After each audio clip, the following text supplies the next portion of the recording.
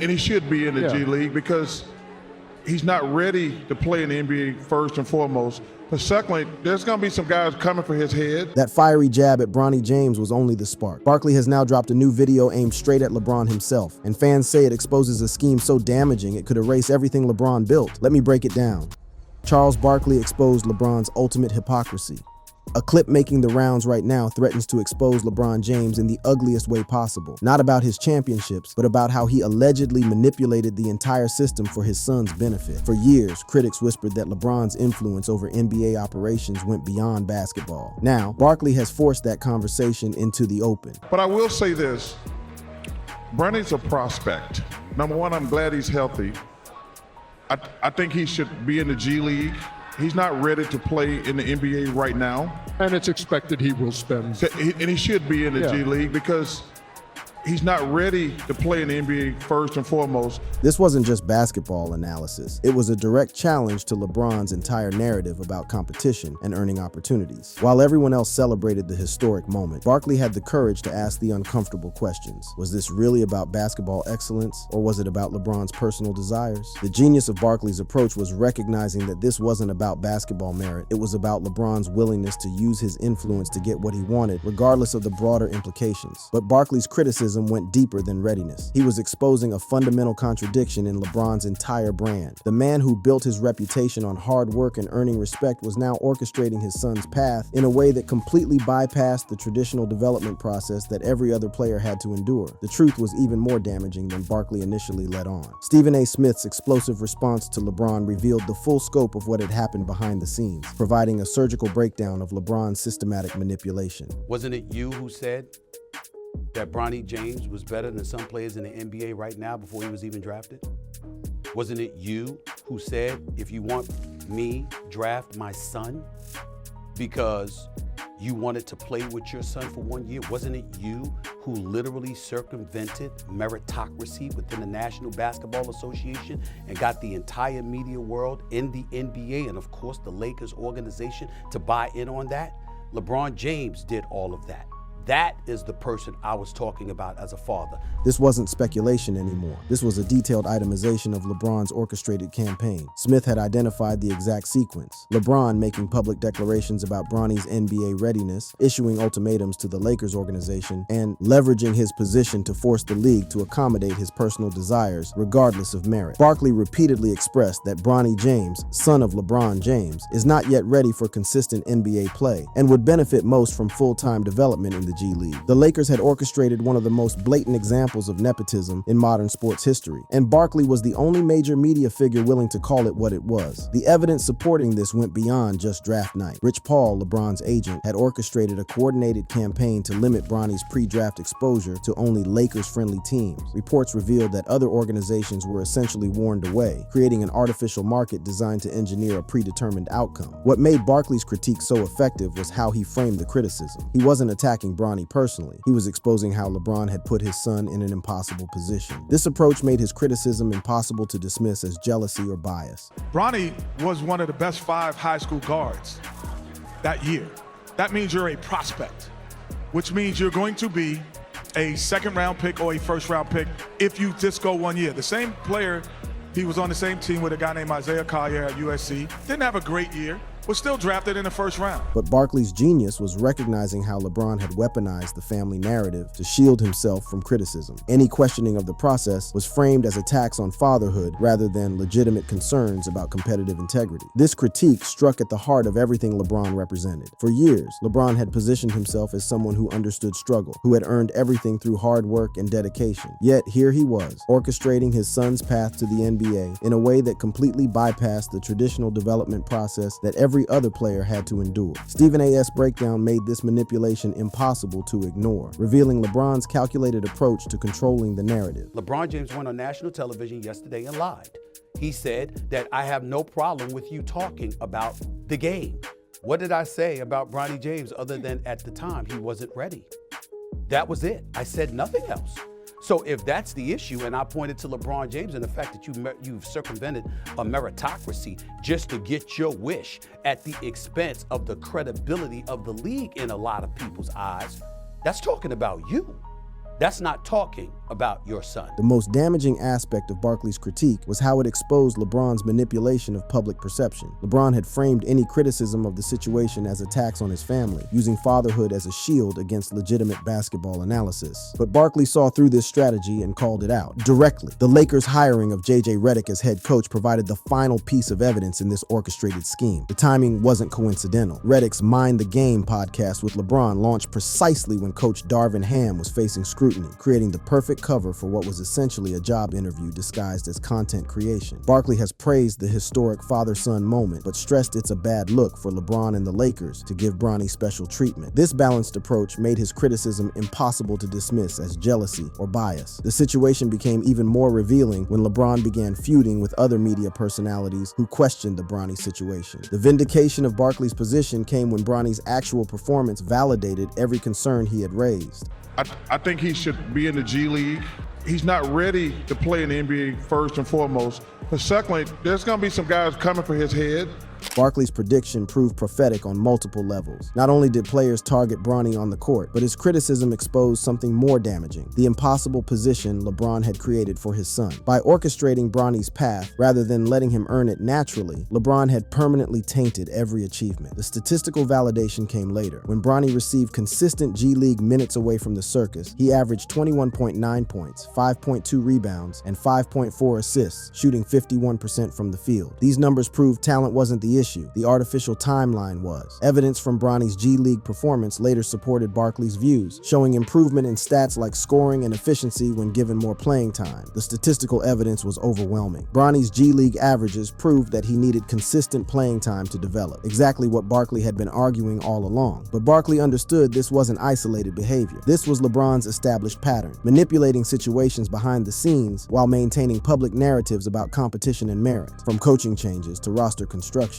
LeBron had consistently used leverage to control his environment. The Bronny situation simply made this pattern impossible to defend. The most devastating revelation was how LeBron had essentially held the Lakers hostage to achieve his personal goal of playing with his son. Reports surfaced that LeBron had made it clear to the organization that drafting Bronny was a condition of his continued commitment to the team. This wasn't about basketball merit, it was about personal desires overriding organizational decision-making. I've always liked LeBron, but him being a bully, it turned me off, Dan. When LeBron began attacking critics like Stephen A. Smith, who dared question the arrangement, Barkley's assessment was devastating. Rather than address legitimate basketball concerns, LeBron chose intimidation. This moment crystallized everything Barkley had been saying about LeBron's character. Rather than address the substance of the criticism about his son's development, LeBron chose to intimidate and attack the messengers. It was a pattern that Barkley had observed for years: LeBron's inability to handle legitimate criticism without resorting to emotional manipulation or personal attacks.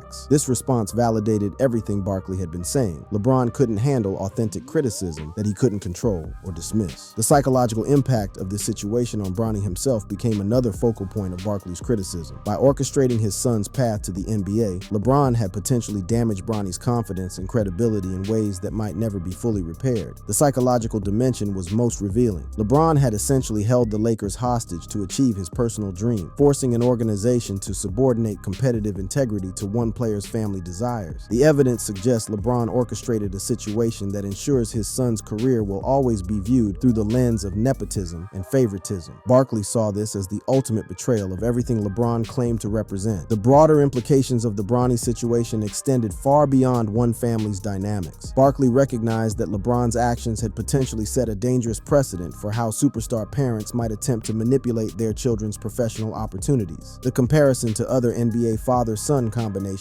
became particularly relevant, as those players had earned their opportunities through traditional development processes, not through parental influence and organizational manipulation. What made Barkley's critique so effective was his ability to separate his analysis of the situation from any personal animosity toward LeBron or Bronny. He consistently emphasized that his concerns were about basketball development, competitive integrity, and the long-term well-being of young players. The Bronny controversy became the perfect lens through which to examine LeBron's entire approach to his career and legacy. It revealed patterns of behavior that Barkley had been documenting for years: the manipulation of situations to achieve desired outcomes, the use of emotional appeals to deflect criticism, and the prioritization of personal goals over competitive integrity.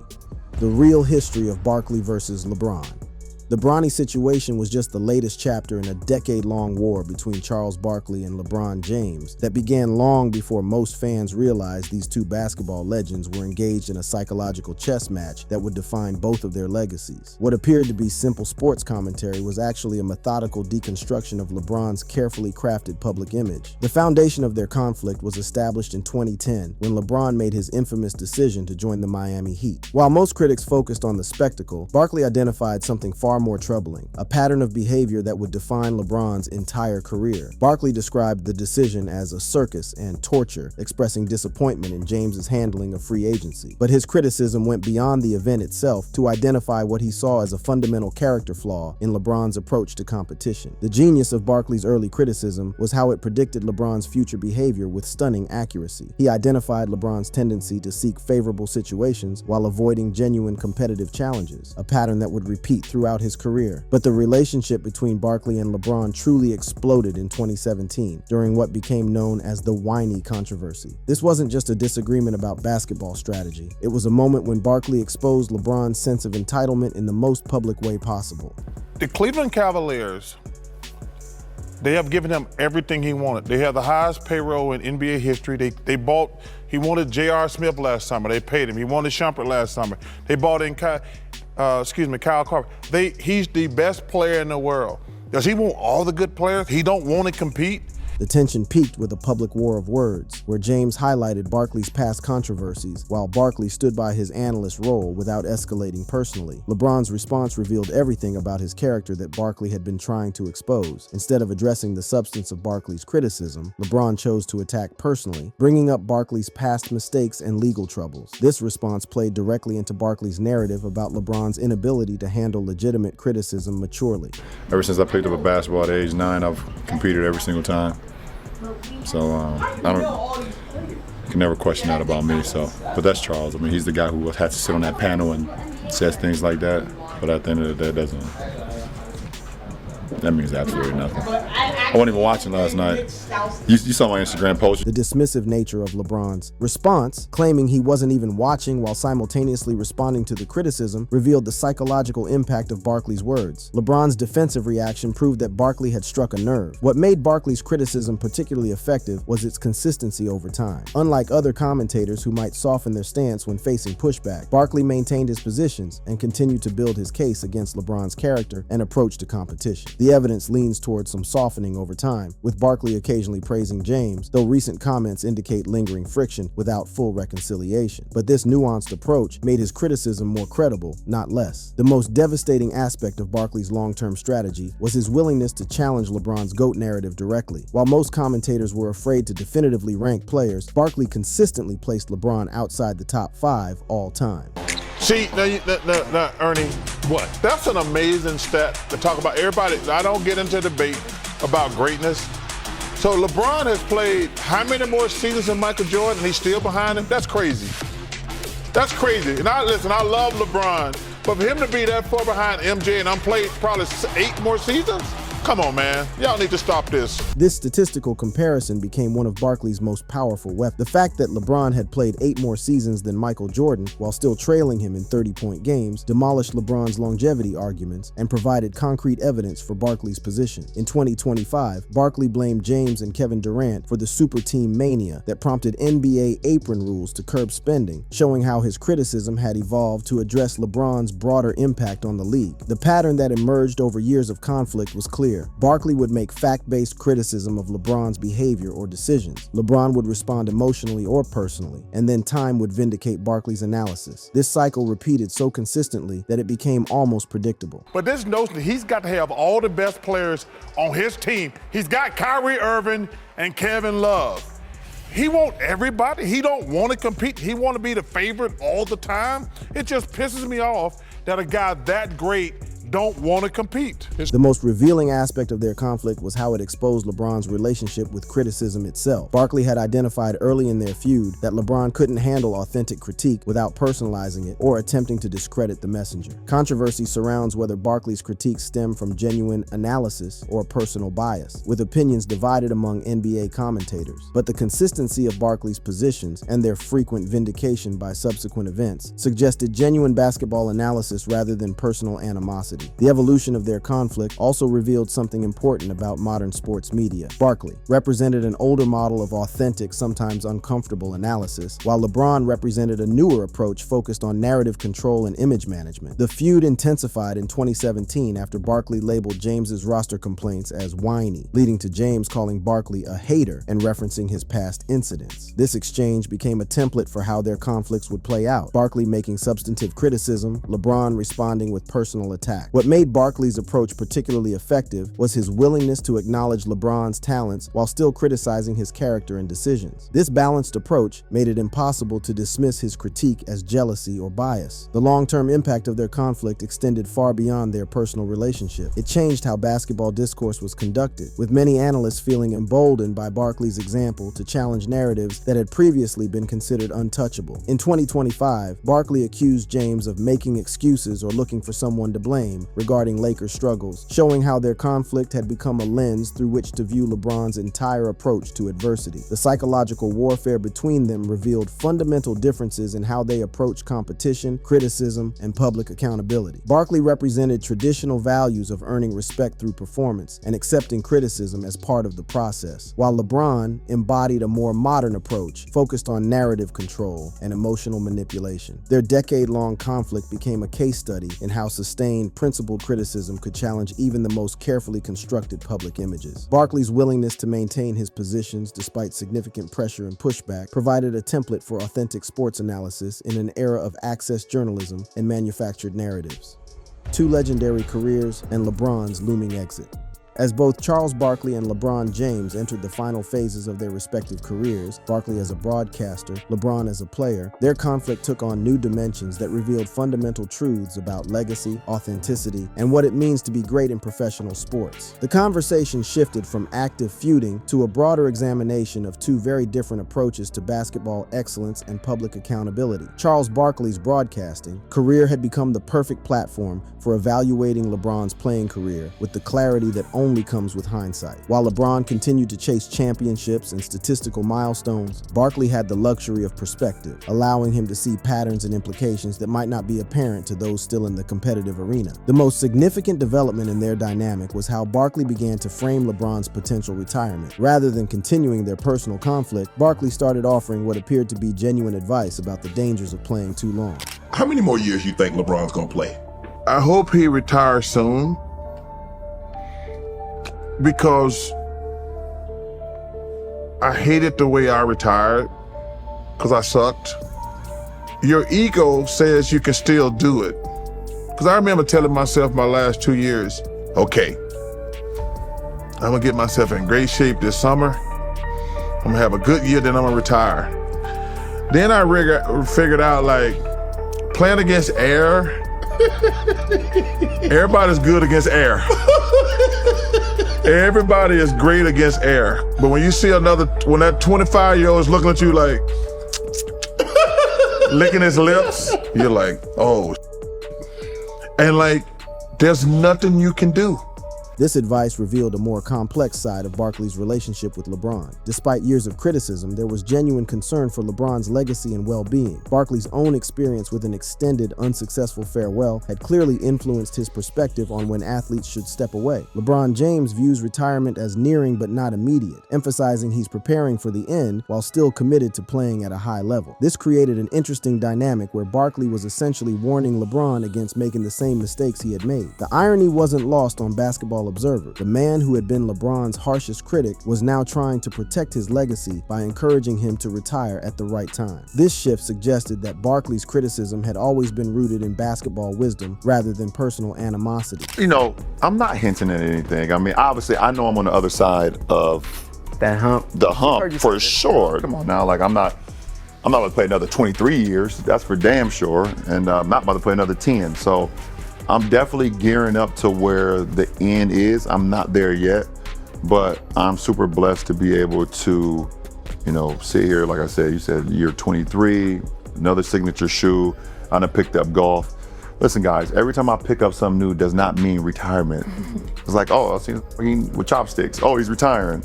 Oh, I've seen him wear a t-shirt that's too big. Oh, retirement. Oh, he picked up golf, retirement. It's like, it's just something I want to do. It's just a little hobby. But retirement is coming. It is coming.